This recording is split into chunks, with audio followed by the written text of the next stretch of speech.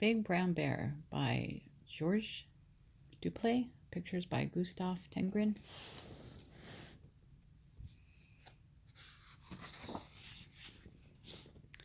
Once there was a big brown bear who lived with his wife inside a cave.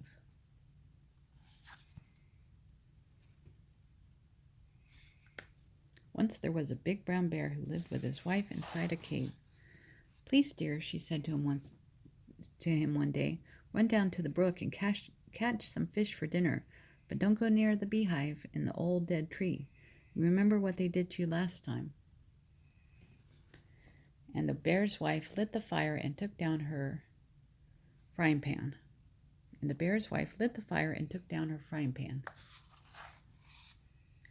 Meanwhile, the big brown bear walked slowly down the path toward the brook. Of course, he had no intention of even looking at the hive, but before he knew it, he was heading straight for the old dead tree. He sniffed the good smell of honey, and it made him walk faster, and the faster he walked, the better it smelled. As soon as he reached the tree, he pushed his paw into the hive and grabbed a piece of honeycomb. Inside, the busy bees were making wax and honey.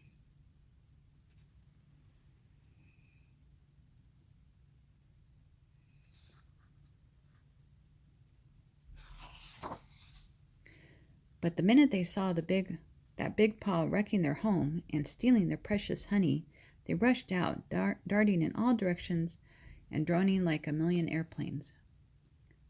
Bzzz. But the minute they saw that big paw wrecking their home and stealing their precious honey, they rushed out, darting in all directions and droning like a million airplanes. The bear yanked out his paw. Then he let out a big roar, and he ran away so fast that he left the bees far behind him.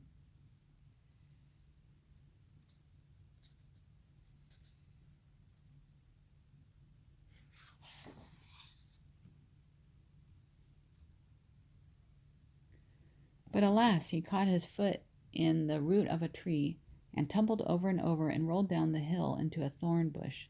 Swarming after him in a big cloud, the bees were ready to zoom down on his head, so the poor bear had to act fast. Pulling and kicking and tugging, he tore himself loose at last, leaving a great deal of his fur in the bush.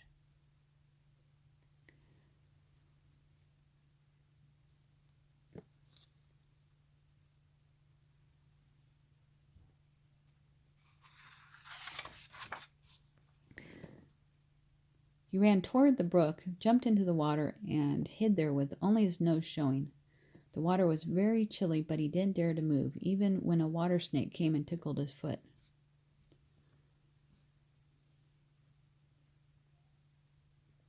The bees circled around and around, looking for him everywhere. Suddenly, they spotted him under the water like a big brown rock, and they swooped down and landed